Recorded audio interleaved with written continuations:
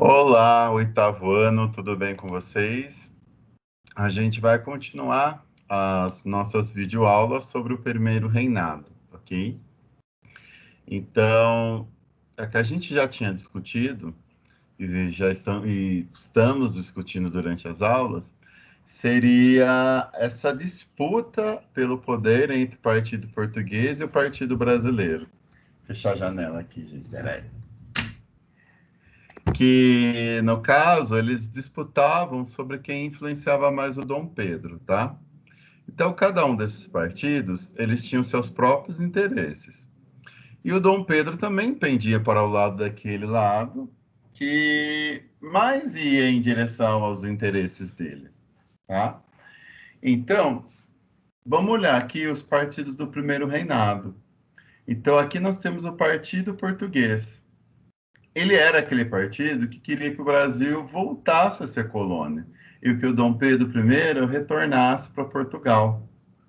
Só que esse partido, no primeiro reinado, ele vai mudar as intenções dele, porque eles vão perceber que se eles se aproximassem de Dom Pedro, a garantia dos privilégios deles seria alcançada, tá? E aí a gente vai ver que vai ter momentos que esse partido português ele vai ter mais a atenção do Dom Pedro do que o próprio partido brasileiro, ok? Então vamos lá, gente, dando sequência, ó, antes da gente continuar. Lembrando que o Partido Brasileiro, ó, os partidos brasileiros eles eram divididos em dois. Então a gente tinha aquele que queria a independência, lutava por ela, o fim do pacto colonial. Geralmente esse primeiro partido brasileiro ele era o partido das elites, da burguesia. Então, eles também vão querer garantir os privilégios. Já esse segundo partido, ele vai ser formado pelas classes médias. Então, eles vão ter medidas mais populares, como, por exemplo, eles vão querer a república e o fim da escravidão, tá? Então, o Partido Português quer garantir privilégios dos portugueses, o Partido Brasileiro quer garantir privilégios da elite do Brasil, e o Partido Liberal Radical quer propostas mais modernas, como o fim da escravidão e a república, ok? Bom, que momento que nós vamos falar agora, gente? O Brasil, nesse momento, ele não tinha mais nenhum laço com Portugal, ok?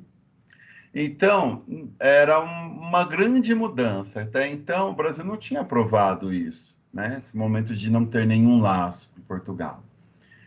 E era também um momento que o Brasil ele ia ser construído, né, como nação.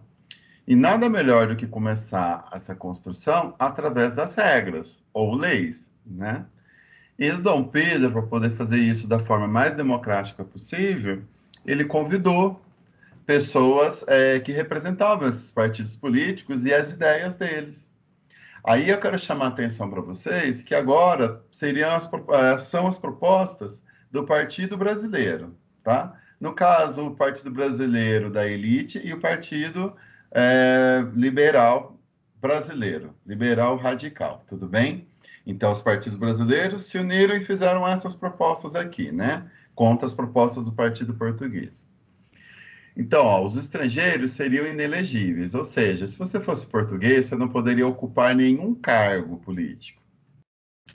E já querendo que o Dom Pedro, quando o pai dele morresse lá em Portugal, ele não pudesse governar Portugal e Brasil ao mesmo tempo, que poderia ser um retorno ao pacto colonial, eles vão criar uma lei em que Dom Pedro também não poderia governar Portugal e o Brasil ao mesmo tempo.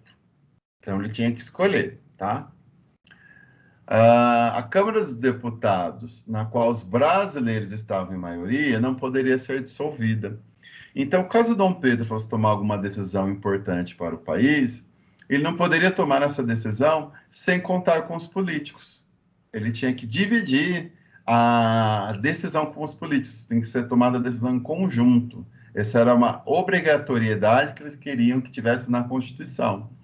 E, por último, o voto ele tinha que ser censitário. Então, o que que acontecia? Como é hoje, né? O voto, ele tem critérios, né? Então, vocês não podem votar. Isso é um critério censitário, que você tem que ter 16 anos né? Aí é opcional e com 18 anos é obrigatório. Esse é um critério censitário. Mas aí eu posso escolher outros critérios, como, por exemplo, a renda. Então, esses partidos, eles vão propor que para você poder ser um eleitor, você tem que ter uma determinada renda, e para você ser um político, um candidato, você tem que ter uma outra renda. E para depender do cargo que você vai se candidatar, você tem que ter ainda outra renda. Como a gente tem visto, gente, na maioria das aulas que a gente sempre volta nesse assunto, essa era uma intenção das elites afastarem das decisões políticas a grande parte, a grande maioria da população, né? Então, ó, aqui no livro de vocês nós vemos o seguinte. Olha só, gente. Para você ser alguém que pode votar, você tem que produzir cerca de 500 alqueires de mandioca. Ou seja, não era todo mundo que conseguia produzir isso por ano. Traduzindo isso para dinheiro, seria em torno de uns R$ 8.000, tá? Para você poder ser senador, aliás, gente, corrigindo, erro meu. Para você ser eleitor, poder votar em alguém, você tinha que produzir 150 alqueires de farinha de mandioca. Lembrando que o Brasil, ele era agrário, né? E para você poder ser um deputado ou um senador, você tinha que produzir 250 alqueires de farinha de mandioca.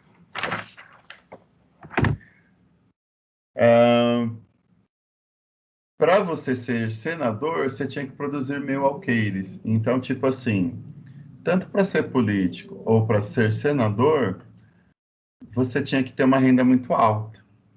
E poucas pessoas se encaixavam nesses critérios, tá? O que eu quero chamar a atenção para vocês? Essa era a proposta da Constituição do Partido Brasileiro. Como alguns itens dela diminuíam o poder do Dom Pedro, o Dom Pedro acabou rejeitando essa proposta, né? E aí, como ele percebeu que o Partido Brasileiro queria tirar o poder deles e pensavam também na República, ele vai considerar os brasileiros uma ameaça ao poder dele também. Dom Pedro, governando o Brasil, ele vai considerar os brasileiros uma ameaça. Então, o que que ele faz? Ele descarta essa ideia de pegar uma ideia de cada partido e ele mesmo faz uma constituição. Então, olha só, gente. Aqui no slide nós temos alguma constituição promulgada e a constituição outorgada. A constituição promulgada é aquela que conta com a participação do povo, ela é democrática. Então, todos os representantes da sociedade, de classes, de grupos, dão sua sugestão e compõem esse documento que é a Constituição. Na outorgada, só o Dom Pedro vai poder fazer essa Constituição. E quando ele faz essa Constituição, ele vai aumentar os poderes dele. Então, aí nós vamos ver a divisão dos três poderes: executivo, legislativo e judiciário. Então, como a gente viu nas aulas de filosofia, a divisão dos três poderes era para que ninguém tivesse todo o poder. Aí o Dom Pedro pensou o seguinte: bom, eu não posso ter os três poderes, mas e se eu criar mais um poder, que seria o quarto poder ou o poder moderador? Foi o que ele fez. Ele criou um poder aonde ele conseguia intervir nos outros três poderes. Então, tipo assim, era como se ele fosse um absolutista disfarçado, porque havia o poder executivo, havia pessoas ali no poder executivo também, só que eram nomeados por ele. Então, se é nomeado por ele, tem que atender à vontade dele. O judiciário, ele existiam juízes para fiscalizar as leis, mas eram nomeados pelo Dom Pedro também, pessoas do interesse dele. E o legislativo, as pessoas para o legislativo, como eu expliquei para vocês, eram aquelas que tinham que ter uma renda. Então, as pessoas votavam nela, a elite votava na elite, né? Só que aí, se não fosse do agrado do Dom Pedro, essa pessoa não ocupava o cargo. Então, olha as características desse Brasil que está se formando aqui, independente. Então, é um governo da elite, que só quem tem dinheiro tem poder, e não é nada democrático, porque o Dom Pedro acaba tomando todas as decisões. Bom, gente, é isso aí. Se tiverem dúvidas, nós vamos discutir nas aulas. Espero que vocês estejam compreendendo. Fico por aqui.